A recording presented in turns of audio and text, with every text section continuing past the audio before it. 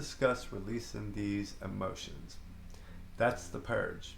An emotion is energy in motion. That's it. Don't overcomplicate it. Now, trauma is a heavy energy that is caused from an emotion that was unable to move through you, so it became a part of you. Now, when we think of water as emotions, water takes the shape of the container it is in.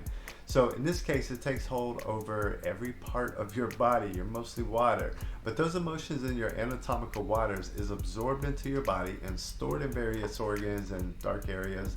And this is how chakras get clogged. It's basically stagnant water. And we all know that stagnant water is a breeding ground for shit that we don't want around us. No different than within us. Now you can view this from either angle, spiritual or scientifically.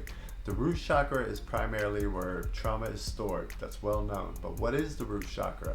It is the adrenal glands in the endocrine system. Now again, we have to demystify these concepts because there are still many people who are a little bit more scientifically minded that need to understand these things from a different perspective. So we're going to have to bridge that gap. The adrenal glands are responsible for metabolism, blood sugar levels, stress response, immune response, maintaining heart function. I mean, these are basically the starting point for homeostasis energetically. Not ironic at all, the adrenal gland is a pyramid that sits on top of the kidneys, and the kidneys are filters. Now, let's understand the function of a pyramid. They take in vast amounts of information at the base, and what can be considered a data dissemination process occurs, and the highest version of data from that process is pushed out of the apex. Now, all that energetic data that exists within the pyramid can also be understood as the wave of information. Now, what comes out is the refined part, the particle. Now, to see this play out in the body, then look at the pyramidal cells that are in the cerebral cortex, amygdala, and the hippocampus. They are pyramid-shaped neurons that send and receive messages all over our body. They work the same way as the pyramids of Giza on a celestial level. It is because of these 86 billion pyramid-shaped neurons that we are able to be transmitters and receivers. And when you get a download, this is scientifically how you pull that information into your consciousness from the outside. Now, when we think of a radio and turning the dial to tune in, it's not just an analogy. Like, you actually have a radio, and it's these pyramidal cells, because again, as within, so without. Now, information comes into these neurons through what is called dendrites. That's how they move around as well. But this is basically the base of the pyramid. Once the information is refined and is sent out of the axon, this is the apex. But let this sink in. We now understand that the root chakra is our adrenal glands, and this is where energy is coming in. And our adrenal glands are pyramids that sit on top of filters regarding emotions. The predominant one you focus on is what will be the experience that comes out of the apex. Now, when we experience trauma and we do not process these emotions, meaning that we don't express ourselves outwardly or in some manner, such as crying or even just speaking our stance, then we hold on to them, and what we have scientifically done is muddy the waters.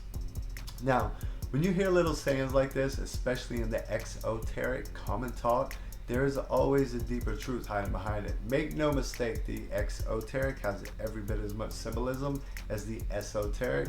That's actually part of the cryptic nature of this whole thing, which happens to be my favorite part. It is so sick how all of this is done. But did you know that I am that I am, and it is what it is, mean the same thing? That's how the connections between symbolism works. It's crazy. But anyway, by holding on to low-level emotions, we send that literal water full of negative energies into your entire body. Now, let's paint the picture a couple different ways with analogies, and transmutation of complexities to simplicities is my thing. So every beverage that we have to drink on this planet starts with the base of water. Now, whether it is juice straight from a fruit or vegetable, or it's tea, Coke, liquor, beer, it doesn't matter. Water is the base. Now, once you start adding different chemicals and substances to water, it changes it. We get new flavors, some of which are good for our bodies, and then some, such as the Coke, liquor, beer, are fucking harmful to your body. Now, even if the experience of them is pleasurable, it still hurts your body. So this is where understanding and discernment comes in. Because my belief is simple. Love and light, dark and pleasure. I am not going to deny my pleasures, right? I have them because something inside of me, and something inside of my being wants that expression and that experience. But I'm not going to allow my pleasures to come before my body, and not anymore anyway. But that was one of the longest hard lessons that I had to learn. And I'm still fine tuning to this day. You know, I still got a lot of work to do on myself. But let me be clear, if your desires involve harming anyone without their consent, then you need to address that shit immediately.